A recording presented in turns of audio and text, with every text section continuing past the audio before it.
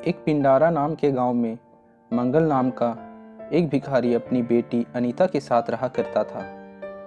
अनीता की मां की मृत्यु गांव में फैली हुई महामारी के कारण हो गई थी। मंगल को आंखों से कम दिखता था, इस कारण से उसे कोई भी काम नहीं मिल रहा था।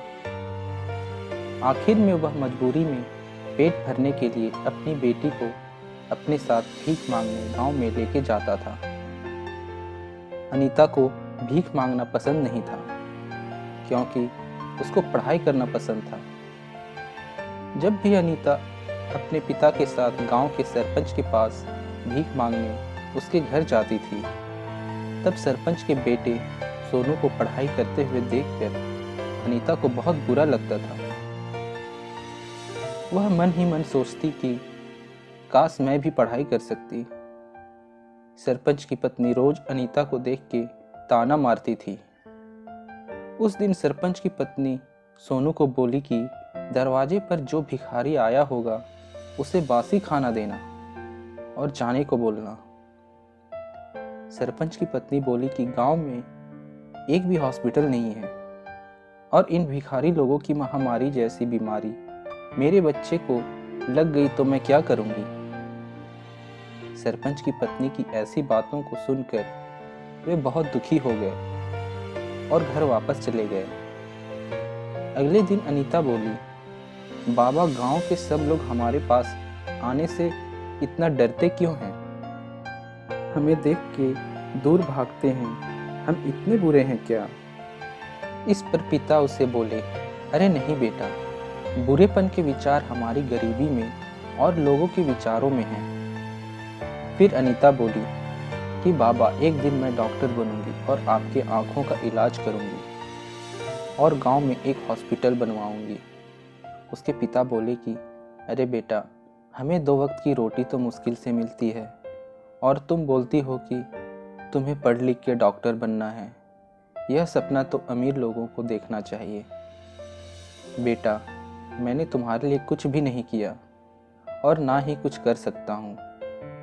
उसी वक्त एक औरत ने बाहर से अनीता को आवाज़ लगाई और कहने लगी कि अनीता, आज मेरा शौचालय तुम साफ कर दोगी तो मैं तुम्हें 5 रुपये भीख में दूंगी। ना चाहते हुए भी अनीता ने उस औरत की बात मानकर शौचालय साफ कर दिया। जाहिर सी बात है, इस काम को करते हुए अनीता को बहुत बुरा लग रहा था। उसे बेइज्जती सी महसूस हो रही थी। अनीता ने निश्चय किया कि वो अब किसी भी तरह डॉक्टर बन के दिखाएगी। फिर एक दिन अनीता अपने पिता को लेकर मंदिर गई और उस मंदिर के पास एक रहीम चाचा रहते थे। अनीता अपने पिता को रहीम चाचा के पास छोड़कर आई।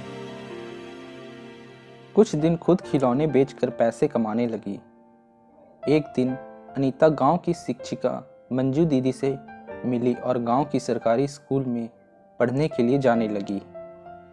रोज अनीता स्कूल से आकर खिलौने बेचकर पैसे कमाती और अपने पिता को संभालती।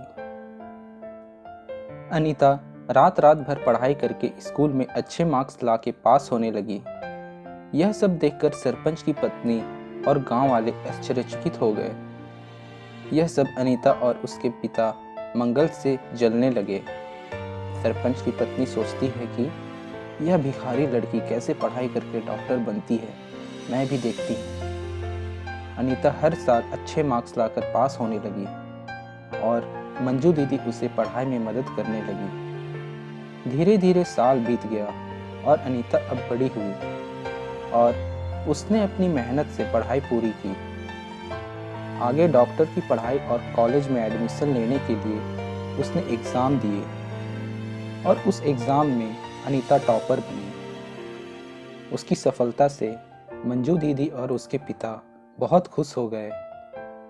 अनीता अपने पिता से बोली, बाबा, मुझे स्कॉलरशिप मिली है, लेकिन मुझे आगे की पढ़ाई के लिए दूसरे शहर में जाना पड़ेगा।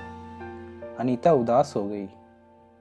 मंजू दीदी उसे कहने लगी कि अनीता, तू टेंशन मत ले, मैं इधर सब संभाल लूँगी, तू शहर जाकर डॉक्टर बनकर वापस आ। मंजू दीदी ने बाबा की जिम्मेदारी ले ली। इसलिए वो निश्चिंत होकर पढ़ाई करने के लिए चली गई। बहुत समय बीत गया, पर अनीता की कुछ खबर नहीं आई। कुछ साल बाद गांव में फिर से महामारी की समस्या आई।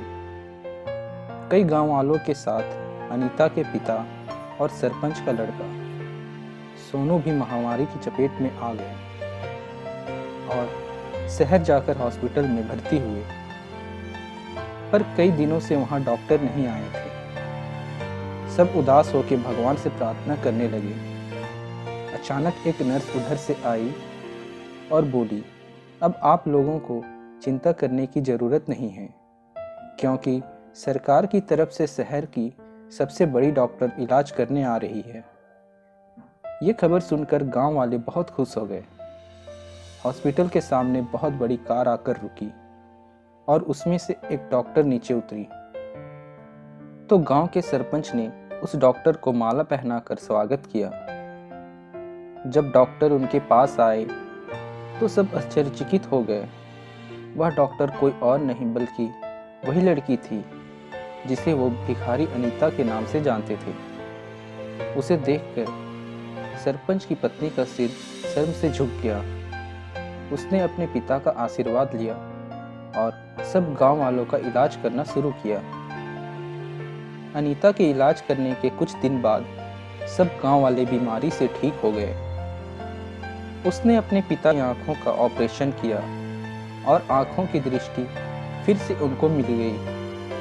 अनीता की मेहनत से सब गांव वाले उस बड़ी बीमारी से बच गए। वैसे ही सरपंच और गांव वाले आपस में चर्चा करने लगे। अनीता पर उन्होंने जो अत्याचार किए थे उस पर उन्हें पछतावा होने लगा।